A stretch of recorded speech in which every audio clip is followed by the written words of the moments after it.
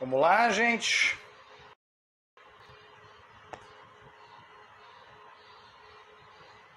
Olá, olá. Tudo bem com vocês?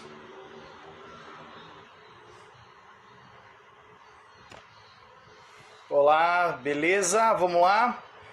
Tô tentando copiar um link aqui que eu sempre erro.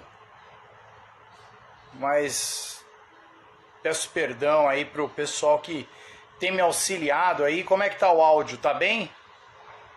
Vou tentando aqui até acertar esse link aqui. Quem sabe um dia eu acerto para colocar aqui direto. Deixa eu ver aqui. Não tem problema. Vamos lá, vamos chamar o pessoal. Beleza, Éder? Parabéns aí pelo trabalho em Campo Grande. Tem acompanhado, tá? Tenho acompanhado seu trabalho aí, parabéns mesmo, tá? Tenho muito orgulho de você. O áudio tá bom? Como é que tá o áudio aí? Como é que estamos aí? Tudo bem com vocês? Pessoal que tá entrando aí, faz só uma gentileza. Áudio legal? Diz ok. Legal, Éder. Você viu o que eu escrevi sobre alongamento e glúteo 4, né? A importância do alongamento aí na sinalização do glúteo 4 para a captação da glicose. Lembrei de você porque a tua assessoria é glúteo 4. Nelson Evencio, esse é fera. Eu fui treinador de corrida de rua durante muitos anos e o Nelsinho foi uma inspiração para mim. Nelson, Deus abençoe você, viu? Eu tenho um carinho enorme por você e o quanto que isso é importante aí na nossa área de preparação física voltada principalmente para a corrida de rua. Legal, obrigado, viu? Argeu, grande aluno querido, que Deus te abençoe, que a paz do Senhor esteja no teu coração sempre. Vamos lá, gente, sejam todos bem-vindos, ok, o áudio. Fico muito feliz se vocês sinalizarem também a cidade que vocês estão. E vamos lá, que cidade que vocês estão aí, dá um toque para mim. Hoje é uma sequência de lives sobre emagrecimento, são 3 lives. E por fim a gente vai ter uma surpresa aí. Então, obrigado, Juazeiro, Bahia. Vamos aí. Juazeiro, Bahia, vou estar em setembro. Então coloque as cidades aí, São Paulo. Obrigado, Nelsinho. A gente tem uma história muito bacana na área do treinamento e obrigado por ser meu exemplo aí. Susan, Deus abençoe. Como é que você tá? Aluna querida, especial ali na Universidade em Morumbi. Muito feliz aí também pela tua trajetória. Parabéns, viu? Fico feliz aí. Cosmópolis, São Paulo. Obrigado, Marcos André, de Maranhão. Obrigado mesmo. Cuité. Obrigado, de Mamanguape. Deus abençoe. Jacareí, São Paulo. Obrigado. São José. Carinho enorme que eu tenho por vocês. Anilson Leônidas, estaremos sempre juntos, se assim seja. Porto Alegre, Rio Grande do Sul, muito feliz. Campo Grande, exatamente, faz tempo, né? O Instituto Torres não me chama faz muitos anos. Obrigado aí, viu? Mas deu muitos frutos, eu fui quase 6 anos direto aí, né, Éder? 6 anos direto em Campo Grande, Instituto Torres, né? Muito feliz aí pelo trabalho que a gente desenvolveu. Atibaia, obrigado. Guarulhos. Vamos lá, chama a gente aí que eu quero pelo menos umas 2.000 pessoas aí. Vai conversando. Anderson, Unisa. Tive um prazer de ter uma rápida momento na Unisa ali no curso de Educação Física. Edu Reis, meu nutricionista. Nosso nutricionista do Brasil. Deus abençoe. Você viu, o Lorde Tácito agora também é nutricionista, né? O nosso General T aí também faz parte aí da tua carreira e profissão, né? Pegou hoje a documentação, além de ser uma referência em todos os sentidos, o Tácito agora também é nutricionista. Vamos lá, Argel, São Paulo, Confite, exatamente, ali foi fantástico, né? Ali em Vitória da Conquista, né? Legal. Obrigado, Edu. Será que eu sou lindo mesmo? Você fala isso? Belém do Pará, eu vou estar em Belém do Pará. Belém do Pará, eu vou estar aí dando um curso de emagrecimento e hipertrofia. Eu e o Alexandre Maia, tá bom? Se Deus quiser, a gente consegue ainda no final de maio, no começo de junho aí. Vamos ver como é que vão ficar as coisas aí. Bom, vamos lá. O link, entrem aí na minha bio. Eu tô tentando aí direto, o pessoal fica bravo aí do pessoal de comunicação e marketing, né? que é a minha bio aí. Então eu tenho agora um canal do Telegram, canal no YouTube e conteúdos exclusivos aí. Basta entrar na minha Itapetinga, na minha biografia, bio que eles chamam aí, né? No Instagram, clica ali, entra onde a bio vai integrando vocês, e o grupo do Telegram é onde eu compartilho artigos, vídeos, enfim, é onde eu me comunico melhor com vocês, tá bom? O tema da live hoje é emagrecimento e comportamento, tá bom? Professora Alia, Deus abençoe você, Imperatriz Maranhão. Então é isso aí, né? Então printem a tela, chamem as pessoas, me marquem aí quando você printar a tela para ver o que você achou. Então essa live é sobre emagrecimento. Fabião, somos todos Corinthians, que assim seja, né? E aí convida aí o pessoal. Então relembrando, entra na minha bio, acessa o meu Telegram, canal do YouTube, live vai ficar 24 horas, depois vai pro canal do YouTube. Eu tô seguindo o roteiro aqui. Vai, Corinthians. Tá meio mal, né? Esse técnico aí tem que sair fora, meu. Puta técnico ruim. E eu acho que o pessoal ali não deu certo com ele e a coisa tá feia. É diretoria, é tudo, mas eu não quero falar do Corinthians porque senão me deixa nervoso. Vamos lá. Vamos meter bronca. Eu vou falar durante uns 15 minutos. E depois a gente vai deixar aberto para vocês que eu vou lançar uma pergunta aí. Favela venceu, sempre. Somos da comunidade. E aí eu deixo pra gente discutir no final. Aí começa, né? Palmeiras. Vamos falar de time. Vamos falar agora de emagrecimento e comportamento. Vamos lá. Por que eu escolhi esse tema aí, né? Porque esse tema que é notório de relação de saúde pública, em relação à intervenção do profissional, Vitória do Espírito Santo. Vamos lá. E a gente tem que entender que quando fala emagrecimento, ela envolve uma integralidade aí de várias coisas para nós abordarmos. Obviamente que o tema que eu vou delinear agora com vocês, dentro de um conhecimento de comportamento, quem sou eu para falar de algo tão complexo e profundo, sendo que a gente tem referências aí que poderiam estar contribuindo de uma maneira muito melhor do que eu. A gente tem o Denis Foschini, a gente tem o Douglas Popp, são dois doutores aí que eram da área da fisiologia do exercício e que migraram para a área muito voltada ao comportamento aplicado ao emagrecimento. Então são duas referências, né? Então, caso alguém pergunte quem eu recomendaria para falar de comportamento no processo complexo do emagrecimento, eu indicaria Denis Foschini e o querido Douglas Popp. Igor Conterato, meu irmão, meu amigo, uma das maiores referências em fisiopatologia, grupos especiais, que agora está morando em Salvador, Bahia. Obrigado, viu? Melhor professor que eu tive na pós-graduação em Campo Grande. Obrigado, fico muito feliz por isso. Falei muita mentira então, né? Convenci, legal. Vamos lá. Emagrecimento e comportamento. Primeira coisa que a gente tem que entender é que vários fatores influenciam a relação do impacto do emagrecimento. E eu poderia citar pelo menos algumas agora, e dessas daí existe o comportamento. A gente pode falar sobre composição corporal, em relação a massa magra, massa gorda. Nós poderíamos falar então a aspecto de aporte nutricional, de ajuste nutricional, de uma composição dietética, aonde, por exemplo, tem o Edu aí, que é o grande nutricionista. Nós poderíamos relacionar fatores econômicos. Será que fator econômico ele influencia também em relação a peso, a sobrepeso e a obesidade? Eu vou dar uma live um pouco mais para frente e até o Eduardo Reis vai estar junto. Se o próprio Igor Conterato quiser participar, vamos falar um pouco sobre fisiopatologia associada à obesidade e desmistificar algumas coisas sobre o que é o sobrepeso, o que é a obesidade, o que é o emagrecimento, uma relação de déficit calórico. Então, desde já eu já deixo aí o convite pro Eduardo Reis e pro Igor Conterato. Eu acredito que a gente vai fazer segunda, eu vou ver direitinho e mando o direct para vocês. Vamos lá, então, já vou falar sobre isso, Du, exatamente.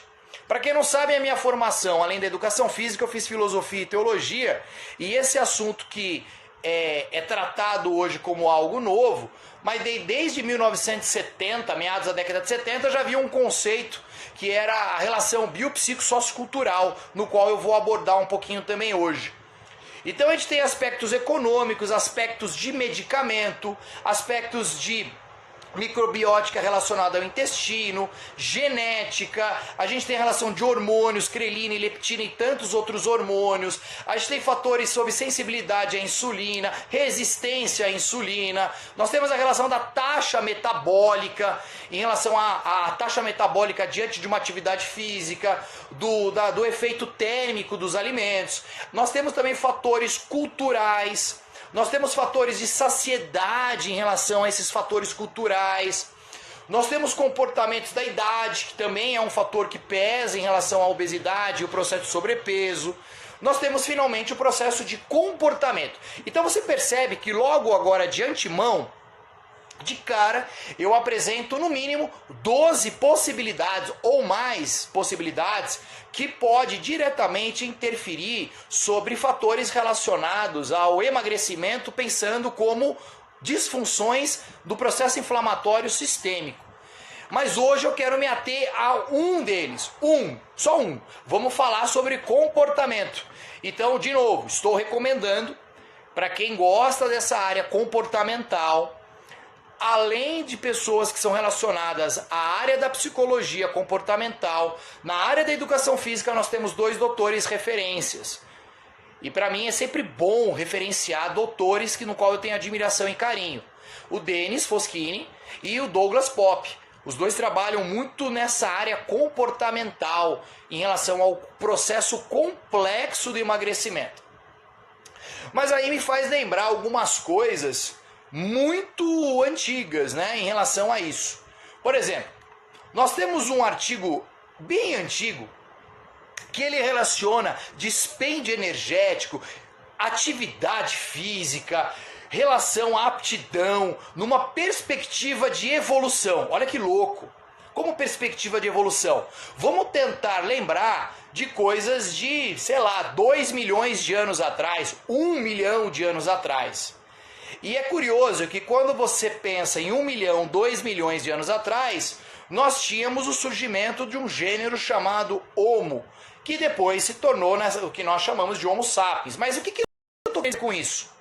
Nós literalmente vivíamos em grupo, e esse grupo se alimentava daquele local, se abastecia energeticamente daquele local, restabelecia todos os quesitos energéticos no qual aquele ambiente há de promover, e obviamente tem uma hora que limita, é escasso, e aí há uma necessidade de agora caminhar e procurar de novo novos alimentos, a caça propriamente dita. Então a gente percebe, Arthur Rogimoto, sempre é um grande prazer estar com você aqui na live. É uma das pessoas que eu admiro como profissional de educação física e como ser humano. Não que vocês todos não sejam, tá? Maravilhosos, mas é que tem um carinho muito especial pelo Arthur aí. Vamos continuar. E esse artigo, ele traz uma coisa muito curiosa. E eu peguei uma parte do artigo. Ele diz assim: desde o surgimento do gênero Homo, há mais de 2 milhões de anos, até a Revolução Agrícola de cerca de 1000 anos atrás, nossos ancestrais eram caçadores e coletores. Olha que curioso. De modo que as pressões adaptativas inerentes ao nicho ambiental exerceram influência definidora na composição genética humana. Olha isso. Olha como o aspecto adaptativo veio lá de trás, coisa de 1 milhão, 2 milhões de anos atrás. A porção do nosso genoma que determina a anatomia e fisiologia básica permaneceu relativamente inalterada nos últimos 4.000 anos. Na verdade, 40.000 anos. Isso é do artigo. Assim, a complexa inter-relação entre ingesta de energia, gasto de energia e requisitos específicos de atividade física para os seres humanos atuais permanecem muito semelhantes a originalmente selecionada para homens e mulheres da Idade da Pedra, que viviam coletando e caçando. Mas aí vem a pergunta, mas o que mudou? O que levou então, agora nós temos algo que outra hora havia um grande consumo energético, mas havia uma prática também quando esse consumo energético oriundo de uma alimentação local, obviamente carne, e a revolução, e nós tivemos vários momentos assim na história, principalmente quando se deu o fogo. E aí você percebe que essa população de 2 milhões de anos, 1 milhão de anos, quando era escasso o alimento, depois ele ia para outros locais. E quando eu digo local, gente, presta atenção, não é coisa de 5 quilômetros, 10 quilômetros. Quem já viu, por exemplo, aquele programa americano Largados e Pelados, vê a dificuldade de que é tentar caçar, de buscar o alimento. Agora você imagina isso para uma população local, no qual tem mais de 50, 100, 200 pessoas vivendo numa comunidade, tá bom? Obrigado, Pedrinho, tô tentando fixar, mas eu não consigo mesmo. E aí, a gente percebe que com esse advento da modernidade, nós acabamos nessa revolução agrícola que é inerente ao texto, foi agora confinado o alimento. Ou seja, o ser humano não precisa mais buscar o alimento, ele confina o alimento. E isso leva agora, além de ter o consumo energético de grande qualidade nutricional, ele não tem agora o gasto energético para buscar esse alimento, até porque agora ele tem o confinamento. Bom, então aí abre um leque de possibilidades. Por isso que o texto ele fala assim, olha, nós temos então algo que é genético, é algo que faz parte da nossa composição lá de trás. Só que lá atrás nós gastávamos essa energia, nós nos alimentávamos, grande consumo, não gastávamos tanto trabalho laboral, acumulava para depois buscar. A tendência sempre foi essa, biologicamente falando. Nós não queremos gastar energia, vai ficar salva e vai ficar lá no YouTube. Então entra aí depois na minha bio, tudo tá certinho lá. Exatamente, Igor. O corpo foi feito para ficar parado, para economizar energia. E aí que gera as grandes problemáticas. Porque assim, outra hora, nós acumulávamos energias, dormíamos, hibernávamos, entre aspas, obviamente que não é essa hibernação igual o urso, e depois buscávamos novos alimentos. Hoje é diferente. Hoje você tem um celular que você consegue pedir alimento pelo iFood. Talvez não hoje, nessa pandemia aí. Mas, quando passar tudo isso, a gente percebe claramente que a busca do alimento, você não precisa sair do teu sofá. O alimento vem até você. Então, a gente começa então a perceber uma evolução. Por exemplo, me faz recordar algumas imagens bem nesse período aí, em torno de 22 mil a 21 mil a.C., a Vênus de Willendorf, no qual era uma escultura obesa. Depois me lembra o grande general Alessandro D'Amborro, lá da Itália, no qual pesava quase 200 quilos. Aí nós tínhamos também o carcereiro Daniel Lambert, lá da Inglaterra, que pesava mais de 230 quilos. E aí me faz recordar nesse conceito social e comportamental, Fernando Botero na Argentina, no qual ele cria esculturas com formas arredondadas. Então olha que louco, olha que curioso. Até um determinado momento da história, a relação de uma grande proporção também corporal, em volume corporal, era atrelado também à beleza, a algo positivo, a algo de poder, de admiração. Até que mais ou menos no século XVI, olha que interessante, surge um personagem que é muito citado aí em teatro, o chamado William Shakespeare, no qual ele diz algo interessante. Ele diz: deixe de lado a corpulicência, cuide de sua graça, não se empanturre e saiba que o túmulo se abre para entre os homens aqueles mais gordos. Olha que louco! E aí, a gente entende algo que para mim é muito importante. Nós amamos o obeso, mas abominamos a obesidade. Vou repetir. Nós amamos o obeso, mas abominamos a obesidade. Por que nós amamos o obeso? Nós amamos o obeso porque a gente percebe que é algo muito complexo sobre como ele chegou a ser obeso. E um dos quesitos é culturais, é social, é genético. Então, é comportamental. Então, olha que interessante essa perspectiva aí. Até que chega na década de 70, agora, e surge um pensamento sobre a obesidade. Ela não é tão boa quanto nós achávamos. E finalmente, na década de 80, surge agora uma separação, apresentando agora numa grande conferência as implicações que a obesidade tem sobre saúde. E aí entra marcadores biológicos, distribuição de gordura, aí começa a entender gordura visceral, gordura subcutânea, processo inflamatório, regulação energética, aspecto fisiológico, aspectos que envolvem comportamento social. Aí falou, opa, a obesidade ela é doença. A obesidade é algo que pode levar a processo inflamatório. A obesidade ela não é uma beleza estética. Ela traz um problema para o sujeito, um problema para a família, um problema para a saúde pública, um problema geral. Vira agora de fato uma pandemia. Se é o termo adequado agora sobre a obesidade, ela é de fato uma pandemia.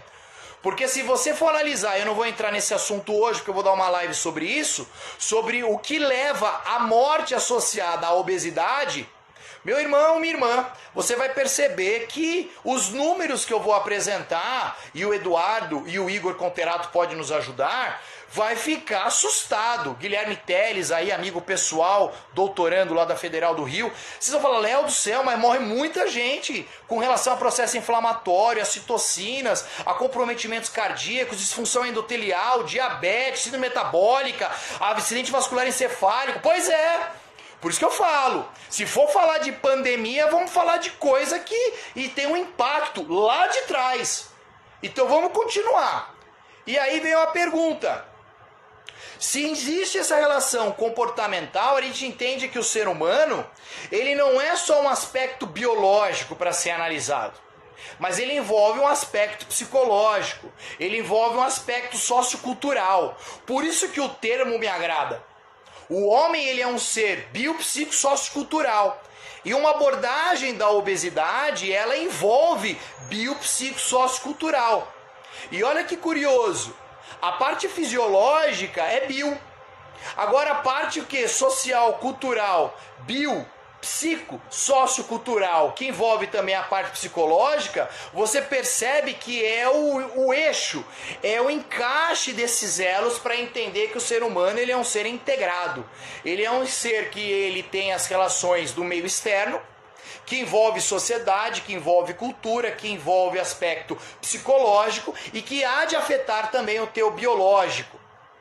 Por isso que quando a gente começa a entender a obesidade, ela é algo muito complexo. Então se você for pelo campo da psicologia, você vai olhar de um jeito. Se você for pelo campo da medicina, pensando na parte endócrina, ou na parte cardíaca, ou na parte até neuroendócrina, você vai por outro lado. Se você vai pelo quesito apenas nutricional, pensando em déficit de alimentação e ficando fechado só nisso, você percebe também que falta perguntas que devam ser feitas e respostas que deveriam também ter de uma maneira um pouco mais abrangente. E você percebe que o exercício em si, ele também não tem grande impacto em relação, por exemplo, a gasto energético, taxa metabólica. Então a gente começa a entender que até o quesito psicológico influencia muito. Por exemplo, quando você perde uma mãe, um pai, um filho, quando você agora não vai saber como você vai pagar suas contas, como é que vai funcionar o teu emocional e psicológico? Como é que funcionam os eixos aí, hipotalâmicos? Como é que funciona agora T3 e T4, nível de cortisol e tantas outras relações bioquímicas aí, sobre o aspecto psicológico, quanto isso vai influenciar. Então tudo isso para mim é comportamento. Então o comportamento, quando nós analisamos, ele envolve biopsicossociocultural. Isso, o profissional de educação física, o profissional da saúde, do movimento, e no caso agora a educação física, ele tem que entender. Porque se ele entender isso, ele vai vir com respostas simples. Respostas simples do processo complexo do emagrecimento. E ele acha que fazendo uma atividade em alta intensidade é a solução do problema. Aí ele acha que fazendo a musculação é o único caminho para emagrecer. Aí ele acha que gerando menos carbo ou mais carbo, sendo que nem é a área dele, mas ele por uma questão de, sei lá, de dar uma opinião, sendo que essa opinião nem deveria ser dada da boca do profissional de educação física, mas da boca do profissional da nutrição, a gente percebe que não tem. Então, olha aí, até o Edu comentou aí, mortes cardíacas associadas à obesidade, 9,5 bilhões de mortes, 32,3 de mortes no mundo. Isso é pandemia. Isso é pandemia, tá? Então vamos continuar. Então a gente percebe que é algo de grande complexidade. Por exemplo, aí eu tô abrindo aí para depois a gente discutir. A gente percebe que, curiosamente, a relação da obesidade, ela está associada também a fatores educacionais. Louco isso, né? E também a relação à idade. Quanto mais a idade, há uma relação associada à obesidade. Mas fatores educacionais é curioso. Porque quanto menos estudo o sujeito tem, maior uma relação sobre análise comportamental diante dos alimentos e diante do impacto que isso pode causar internamente no teu organismo. Então é assim, eu não estou dizendo que o sujeito que tem o primeiro grau ele vai se tornar obeso. Eu estou dizendo que quanto mais culturalmente o sujeito ele está em relação a âmbito educacional, tende a entender que ele tem uma reflexão mais crítica sobre a problemática que envolve a obesidade e que envolve a parte também de tantos processos complexos do emagrecimento. E essa relação sobre a obesidade, é óbvio que ela afeta aspectos diretamente à doença. Por isso que quando a gente fala de obesidade, a gente lembra de doença pulmonar, de função anormal, apneia obstrutiva do sono, síndrome de hipoventilação, doença hepática como esteatose, esteatohepatite, cirrose, lidiase vesicular, anormalidades ginecológicas como menstruação irregular, como infertilidade que leva à obesidade, como cistos no ovário, osteoartrite, gota, catarata, derrame, hipertensão idiopática intracraniana, alguns tipos de câncer, pancreatite severa, flebite, que é uma estase fenosa, dislipidemia, diabetes, hipertensão e assim vai. Então olha que interessante. E o Rafa Ramos, ele deu uma no certeiro agora. Porque a obesidade infantil, ela é algo extremamente cultural, social, e quando eu digo isso é de cunho familiar. Então a gente entende, curiosamente, que pais e mães que não entendem a implicação sobre a complexidade do emagrecimento e obesidade em relação a tantos fatores, e ele é obeso, há uma grande possibilidade, além da genética, de fatores agora ambientais, fenótipos, há uma relação de um impacto que pode trazer um comportamento imediato para uma criança e futuramente ela se tornar obesa. Lembre-se que quando a gente for falar sobre hiperplasia de células adipócitas, uma das fases é a fase da infância, que é muito séria, que tem a ver exatamente pela ingesta nutricional, no qual eu espero que o Eduardo aí venha me ajudar. Então um grande desafio, doutor André, eu acho que é isso mesmo, é educar a família em relação a essa complexidade do processo de emagrecimento. Então ele não tende só a pensar no papel do médico, do papel do psicólogo, no papel da educação física, no papel da nutrição, no papel do médico. Puxa, é algo muito, muito complexo e muito integrado. E que o grande ponto de saída, eu concordo plenamente com a doutora Andréa, é educar a família em relação a isso. E é difícil, hein? É difícil porque a nossa cultura, ela leva a esse descontrole de valores nutricionais, de escolhas nutricionais, por falta de conhecimento que vem da onde? Lá da escola também e que vem também da família. Por isso que eu sempre falo, né? O papel da educação física escolar, lembre que envolve higiene e saúde. E aí tende a que os professores de educação física escolar, eles também criem concílios de uma ação entre os alunos, de uma ação entre os professores e de uma ação comunitária, para que possa ter o que? Um diálogo baseado nesse profissional da educação física sobre a importância desses fatores que nós estamos agora mencionando. Crenças também. Então olha quanta coisa vai surgindo em relação a isso.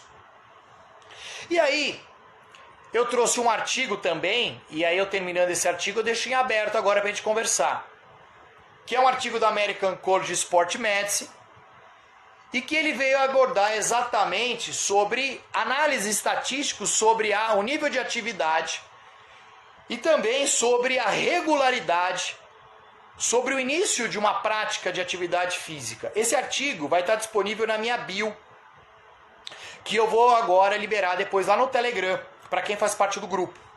O acesso é livre, é gratuito, é só entrar depois na bio, clica lá no Telegram e o artigo eu vou disponibilizar depois da live, tá bom? E aí, vamos lá. O que apresenta esse artigo? Trago um resumo aí. Que menos de 5% das pessoas com sobrepeso ou obesidade vão conseguir se manter com o peso ideal ao longo da vida. Curiosamente, desses 5%, 50% dessas pessoas irão recuperar o peso perdido num prazo de 2 anos. E 80% irão recuperar o peso depois de 5 anos. E é ruim isso demais, né? Olha que análise cruel sobre o porquê não da regularidade. O que aconteceu? E eu estou usando aqui a relação sobre peso. E que envolve vários componentes para analisar. Por que o sujeito perdeu peso e depois ele tem um reganho de peso? O que implicou? Será que é só a prática de atividade física? Será que é só alimentação? Será que é só... O que aconteceu? E aí depois eu deixo para vocês. Então vamos imaginar o seguinte. Vamos imaginar que o sujeito ele vem a perder peso. E aí ele tem que teoricamente tentar se manter durante 5 anos com aquele peso que ele perdeu. E olha que eu estou falando, peso é o impacto da obesidade, dos processos inflamatórios. Então vamos imaginar a seguinte situação. Se o sujeito ele diminui o peso, perdendo gordura, e obviamente se ele não tiver uma boa atividade física e um bom aporte nutricional, ele acaba perdendo músculo também. Isso é óbvio, que é muito comum. As dietas restritivas, sem acompanhamento nutricional, a pessoa acha que comer menos e vai emagrecer. E ela esquece que o metabolismo não é idiota. Se eu como menos, eu também tenho uma diminuição. Justamente para poder, já que eu não tenho tanto alimento, para que agora eu vou também funcionar da velocidade que eu funcionaria? E aí, vamos tentar entender algumas coisas. Metabolicamente, o corpo se torna mais econômico. Então vamos imaginar o seguinte caso. Você tem 130 kg, tem um metabolismo de repouso em torno de 2.490 e ele passa a pesar agora 105 kg. E o teu metabolismo passa em repouso para 1.980. E você gasta menos caloria com isso. O problema é que a gente viu que num prazo curto há um reganho de peso. E esse reganho de peso, infelizmente, como ele não teve várias mudanças comportamentais, que a gente vai depois citar algumas delas no decorrer de várias lives, ele recupera muito mais gordura e infelizmente ele não recupera tecido muscular.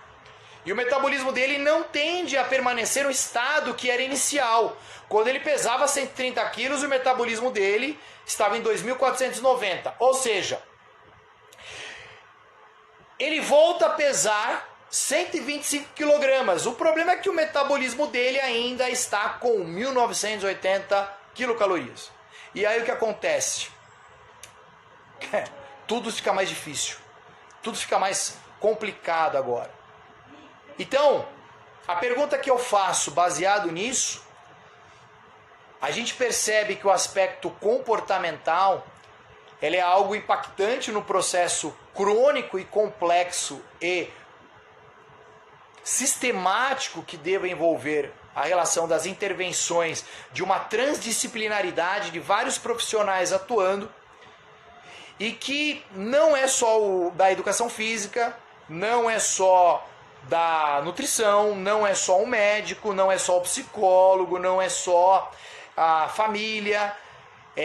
Há um conjunto de fatores que de fato vão trazer uma possibilidade de tentar mudar um comportamento. E esse comportamento, há de lembrar que ele veio 20, 30, 50 mil bilhões de anos atrás. E aí há um ponto. Esse comportamento que você tem hoje é um comportamento que provavelmente a futura geração ela continua ainda nesse bolo de neve aí, nesse acúmulo aí, numa relação de uma montanha descendo e acumulando cada vez mais neve. Então vamos lá. Agora eu deixo aí para vocês alguns pontos que vocês poderiam aí nos ajudar. Já que é sobre emagrecimento e comportamento, o que vocês poderiam relacionar aí sobre tudo que foi falado? E aí, vamos lá. O Edu está colocando, todo mundo sabe o que precisa, ora, emagrecer. Por que não emagrece? Essa é a pergunta. Essa é a pergunta que eu estou jogando para vocês. É a pergunta que eu deixo aí para os próximos 10 minutos. O que é mais difícil? A Dani, ela comenta, talvez mudar a mente. A Leza Murai, ele diz assim, tem que ter um comportamento de mudança familiar. E é difícil, hein? Porque o Edu, que é nutricionista, e caso algum outro nutricionista ou algum médico esteja aí na live, a gente sabe que a alimentação boa é uma alimentação cara, infelizmente. E aí é uma necessidade de um jogo aí para tentar, através de um bom profissional da nutrição, a escolha assertiva de bons alimentos. Olha, entenda uma coisa. A sua alimentação ela pode ser hipercalórica, mas não significa que ela tem todos os aportes nutricionais adequados. O cara tem um grande consumo de energia, mas ele não tem uma adequação nutricional sobre a real necessidade desse sujeito. Isso é um problema. Por isso que não dá pra gente pensar de uma maneira também simplista. O Edu tá falando que não é caro, graças a Deus. Eu tentei comprar algumas coisas assim, de um quesito mais adequado do... Puxa, aí olha... Mas é também aquela tal coisa, né? Tudo é questão de adequação, tendo um profissional para poder nos ajudar aí nessa escolha alimentar aí. O ambiente influencia em todos os pontos, concordo. O Maicon diz, processo inflamatório e risco de desenvolvimento de acidente vascular encefálico, infarto do miocárdio. Aí ele... Você é Nutella. Não, eu não como Nutella, não se preocupa. Léo, em relação à alimentação, é complicado pela ansiedade, família, correria nessa vida louca, pra você ver, né? Por isso que você tem várias maneiras de ajustar aí. Mas vamos lá, quanto mais aí comportamento. O emagrecimento físico deve começar por um emagrecimento cerebral. Olha que interessante essa palavra aí. O comportamento alimentar vai muito além do simples fato de comer. Quesito social, cultural e emocional, exatamente. É o que eu também tenho abordado aí. Primeiro deve ter a vontade da pessoa. Então, às vezes a pessoa até tem vontade, mas às vezes é uma questão de desregulação de neurotransmissores, a parte endócrina, né? Então, ela quer, mas ela não consegue.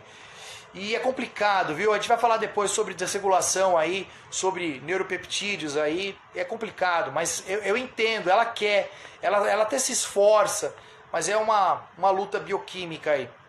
Radicalismo não é a solução. Talvez com acompanhamento psicológico o sujeito mudaria a tua condição de ação. Exatamente, Gustavo. É uma integralidade, né? Eu gosto da palavra transdisciplinaridade. Eu não gosto da palavra multidisciplinaridade. A palavra multidisciplinaridade é cada macaco no teu galho. A transdisciplinaridade é todos os macacos se relacionando, conversando para ajudar algo em comum, que no caso aí é o obeso. tá? Então há uma comunicação, uma ação em conjunta. A cobrança da perfeição leva a maior estresse, o que não ajuda na ansiedade, que aumenta a vontade e necessidade de comida. Concordo plenamente, concordo plenamente. Que é assim, a pessoa sabe que ela tem que emagrecer, todo mundo sabe que não tem que comer aquilo, e quando você cobra isso é pior ainda, né? Trans é a chave. Legal. Como lidar com esse tipo de pessoa, haver resultados e não correr atrás? Então, é isso que a gente tem discutido, né? Eu acho que o diálogo, a reflexão, o auxílio de vários profissionais. Infelizmente, a nossa saúde pública talvez não entenda ainda isso. Só percebe quando de fato começa a apertar cofre, né? Literalmente. A gente vê o caso típico hoje, né? Desse caso da pandemia, do coronavírus. O que afetou é a saúde pública. É dinheiro. Não tem leito hospitalar, isso é caro. Economia afetou. Então, por que está tendo esse zum todo? Porque afetou o bolso. E por que outras pandemias não apresentam essa repercussão global? Não sei. São coisas que a gente tem que discutir. Coisas importantes a discutir. Hoje a cobrança da perfeição realmente atrapalha? Então, Lobos, atrapalha porque a gente tem um padrão estético ainda muito cultural, né? A gente acha que a pessoa tem que ser musculosa, a barriga tanquinha e com percentual de gordura baixa. Isso é uma grande falácia aí, na minha concepção, de alienígenas, achando que todo mundo tem que ser robô no mesmo padrão estético. Isso é cruel com pessoas e as diferenças de características corporais, né? Obviamente, quando a gente fala de obesidade, está falando de doença. Mas em relação a esse aspecto de perfeição, é cruel. A gente tem que pensar um pouco sobre isso. O mercado de fitness e algumas coisas são muito cruéis em relação a aspecto comunitário, né?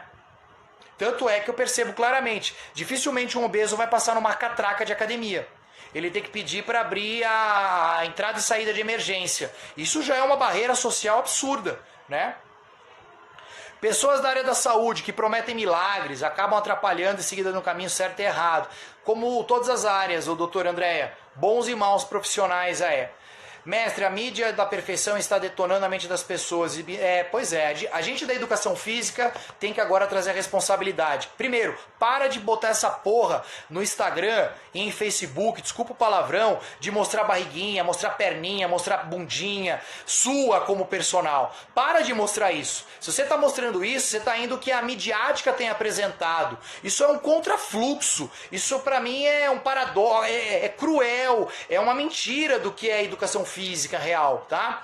Então acho que o primeiro ponto, nós da educação física, agora eu tô jogando para nós, é a nossa exposição midiática tem que ter um freio, tem que ter um limite. Tem tanta coisa boa para você falar numa rede social, em vídeo, para você ficar, ao invés de ficar mostrando o teu corpo, não há necessidade nenhuma. Desculpa, nós não somos carne de açougue para ficar mostrando numa vitrine, tá? Esse é o ponto. A falácia predomina, mas a empatia não existe na sociedade. É verdade, felizmente, tá? Pessoas ficam doentes de tanta cobrança. Concordo. Legal, obrigado Camila, Deus abençoe vocês aí. Gente, mais alguma consideração? Que o papo tá tão gostoso, né? A gente tá aí batendo esse papo aí. Exatamente, eu também, Andréia, pra mim é cruel, tá? Você vê como é que é falado, né? O que vende? Disney do fitness todos fortes, hipertrofiados e o açougue do fitness. Exatamente, Dr. Mauro. Infelizmente, o açougue da vitrine vende mais. Raros profissionais de educação física existem até hoje com mais de 60 anos atuando na área. E infelizmente, quando o profissional de educação física ele tem uma barrinha um pouco proeminente por excesso de gordura subcutânea, ele é visto até de uma maneira ridicularizada. Ele não analisa a competência integral que esse profissional tem. E o quanto que ele tem trazido benefício para a sociedade, né? A gente é estranho. A gente, que eu digo nós, da educação física, temos uns comportamentos meio estranhos. E eu me incluo nisso sempre, tá? Avanço da tecnologia muda também as relações humanas. A tecnologia sempre existiu, né? Em cada tempo, fora de tempo, era uma tecnologia temporal, contemporânea. Ela só teve uma releitura, um reajuste. Mas faz parte, a gente não tem como fugir disso, tá? Campo Grande, Carol, vai ter sim, só que mais pra frente, precisa ver data aí, tá bom? Vamos lá, gente, mais alguma coisa pra gente falar? Quanto mais obeso e mais insulina produz e mais a sensação de fome, aumentando o risco de obesidade mórbida. Vou falar isso depois, não nessa live, mas de fisiopatologia. Aí eu vou contar com a ajuda do Igor Conterato e com o nosso querido aí Eduardo Reis. Se eles estiverem ao vivo aí, pede para eles confirmarem, tá bom? E a reposição corporal dos profissionais do fitness, competindo com blogueiros. Maurão. Complicado. Mas graças a Deus que a gente tem ainda várias pessoas aí para poder influenciar os mais jovens aí como o senhor, tá bom? Vamos lá? Mais alguma? Pra gente fechar as considerações. Foi muito legal falar sobre comportamento, hein? Vocês viram quanta coisa a gente abordou aí? Como foi falado aí? Abriu a cabeça, tá? Exposição corporal em excesso dos profissionais. O que pensa sobre? É o que eu falei, doutor Mauro. É carne de açougue. Eu acho que a gente tem que tomar cuidado da maneira que nós estamos nos colocando aí e apresentando o nosso valor para a sociedade, tá bom? Acho que é isso, a gente precisa mudar. Infelizmente hoje se vende o shape e não o conhecimento. Na verdade a gente tem que praticar exercício físico, nós temos que ter os pesados equilibrados, mas a gente não pode ter essa cobrança louca aí, que o profissional de educação física, ele tem que ter o mesmo corpinho bonitinho quando ele tinha 24 anos e hoje ele tem 50. Não dá, né? Tem que ter um bom senso. A saúde integral, ela tem que estar sempre reforçada aí. E não é só o aspecto estético de um modelo ideal de corpo. Idosos e emagrecimento, como mudar a alimentação prestigiosa impéria. E vamos falar sobre isso, Gustavão. É complicado, a obesidade ela tem uma associação impactante aí sobre a obesidade sarcopênica, influência e densidade mineral óssea, processo inflamatório muito sério em relação ao endotélio, que é o que mata muito, né, disfunção endotelial, tanto na relação cardíaca como a parte neurológica, acidente vascular encefálico, enfim. Vamos conversar numa outra live, vai ter isso. Temos que ter empatia, assim podemos colaborar com o nosso conhecimento e motivação. Concordo, Manu. A aceitação, a empatia, o cuidado, o sorriso, o quebrar de fato o preconceito de achar que o obeso é vagabundo, que o obeso ele come porque ele quer, que ele não quer fazer exercício. Puxa, não é bem assim, não é tão simples assim. É um complexo bioquímico, neuroendócrino, comportamental, social, psicológico, cultural, que envolve muita coisa para falar que é só um quesito, tá? Não dá. Cirurgia bariátrica eficaz para quem não tem acompanhamento? Eu costumo dizer, cirurgia bariátrica é bom, mas você não pode esquecer de fazer exercício físico, principalmente em relação devido ao metabolismo e à preservação da massa muscular, antes e depois, tá bom? É uma dica que eu dou. Mais alguma, turminha, para a gente finalizar aí?